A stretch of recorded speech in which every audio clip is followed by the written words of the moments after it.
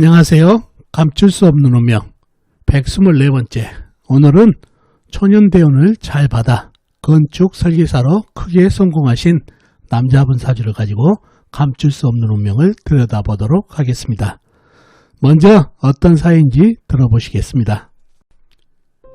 어느 날 중년 여자분께서 전화로 상담 예약을 하시고 정해진 시간에 상담을 오셨습니다. 상담 오신 주제를 여쭤보니 남편 명의의 작은 부동산이 있는데 매매를 해야 되는데 매매원을 보러 오셨다고 합니다.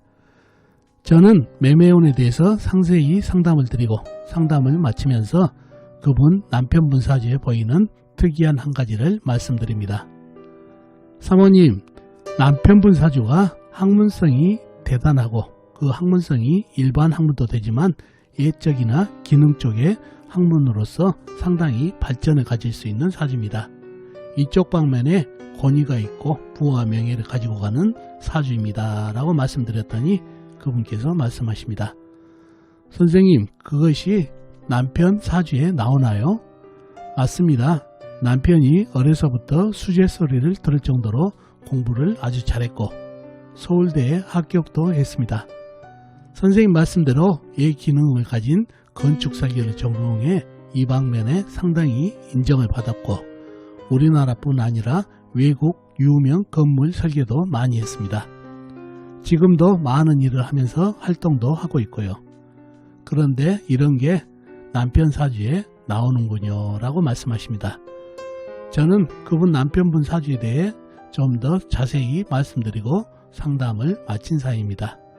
자, 그럼 이분 사주에 어떤 것을 보고 학문빨이 있고 예기능에 발전이 있는 사주라고 했는지 사주 속에 감춰진 운명을 들여다보도록 하겠습니다. 자, 이 사주가 오늘 여러분과 같이 사주 속에 들어있는 운명을 들여다볼 사주가 되겠습니다. 무술년, 을축월, 을묘일, 무인시에 태어나신 남자분이시네요. 무술년생이시면 1958년생이시죠. 2020년 올해 63시 되시는 남자분이 되겠습니다. 자, 이분 부인이 와서 상담을 했고 상담을 마치고 제가 이 사주를 보고 한 말씀을 드렸다는 얘기죠. 사주가 학문빨이 있고 그 다음에 학문빨 중에서도 예기능적으로 상당히 발전이 있는 사주입니다 라고 말씀을 드렸다는 얘기죠. 자, 어떤 것을 보고 그런 얘기를 했는지 사주 형국을 파악해 봐야 알겠죠. 사주 형국을 파악하기 위해서 오행의 분포부터 알아보겠습니다. 먼저 일간인 내 편부터 알아볼까요? 일간인 내 편의 오행이 세력이 강하면 사주가 강해지고 반대로 상대편 내 힘을 빼가는 오행이 세력이 강하면 사주가 약해진다는 얘기죠. 자, 일간이 을목 작은 나무로 태어났네요. 나무의 내편은 비겁인 같은 나무나 나무를 생해주는 인성인 물기운이 내편이 되겠습니다. 먼저 비겁인 나무부터 찾아볼까요? 나무는 월간의 을목 작은 나무, 시지의 임목 큰 나무가 있습니다. 그리고 다른 데는 없죠. 지장간에만 있네요. 일지, 미토안의 을목 작은 나무가 암장되어 있습니다. 다음에 나무를 생해주는 인성인 물을 찾아볼까요? 물은 사주팔자에 나와 있는 건 없네요. 지장간에만 있네요. 월지, 축토 지장간에 개수 작은 물이 암장되어 있는 정도입니다. 자, 그러면 나와 있는 내 편은 을목 작은 나무와 임목 큰 나무 뿐이네요. 이렇게 되면 사주가 약해질 가능성이 있는 사주팔자가 되겠습니다. 상대편도 한번 찾아봐야 되겠죠. 뭔가요? 내 힘을 빼간 오행. 직상, 내가 생하면서 힘 받고, 재성, 내가 극하면서 힘 받고, 관성, 일간인 나를 극하니까 일간이 힘이 약해지는 이 세 가지가 상대편이 되겠죠. 식상은 뭔가요? 나무가 생겨주는 오행이니까 불이 되겠고, 재성은 흙, 관성은 쇠가 되겠습니다. 자, 먼저 식상인 불부터 찾아볼까요? 불은 사주팔자에 나와 있는 건 없네요. 지장간에만 있습니다. 연지, 술토지장간에 정화 작은 불, 일지, 미토지장간에 정화 작은 불, 시지, 임목간의 병화 큰 불이 암장되어 있는 정도입니다. 다음에 재성인 흙을 찾아볼까요? 흙은 영간에 무토, 큰흙, 환한대지, 연지에 술토, 큰흙, 환한대지, 그 다음에 월지, 축토, 일지, 미토, 작은 흙, 그 다음에 시간에 무토, 큰흙, 광활한 대지가 있습니다.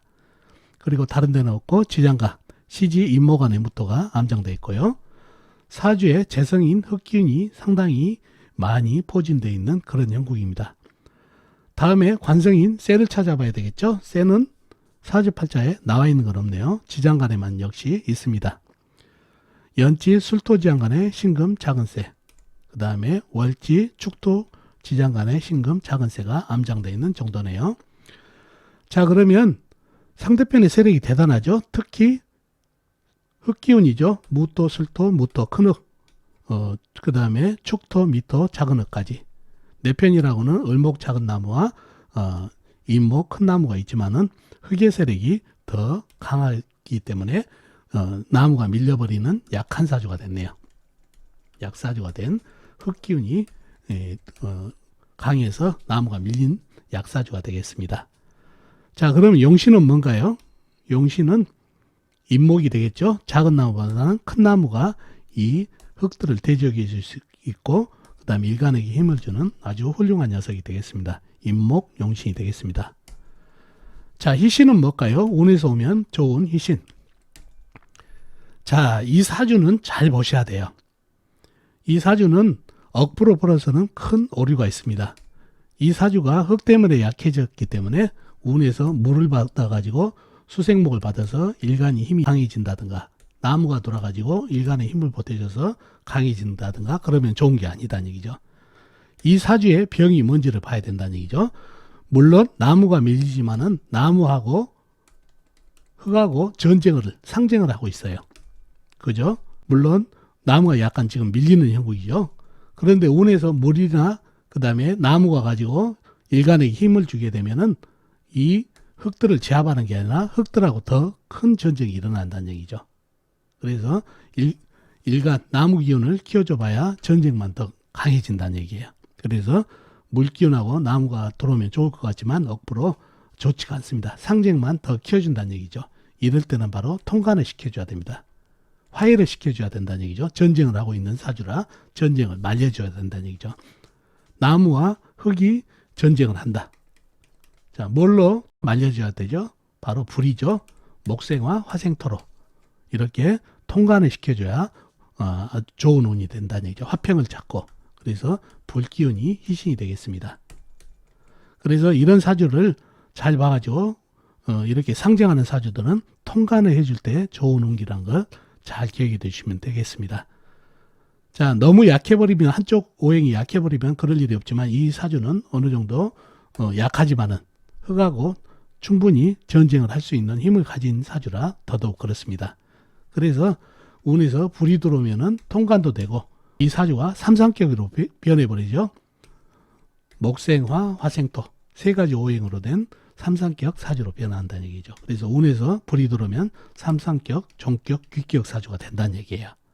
그래서 통관도 되고 삼상격 사주로 변하기 때문에 좋은 운기가 바로 불기운이 되겠습니다. 그런 사주팔자가 됐네요.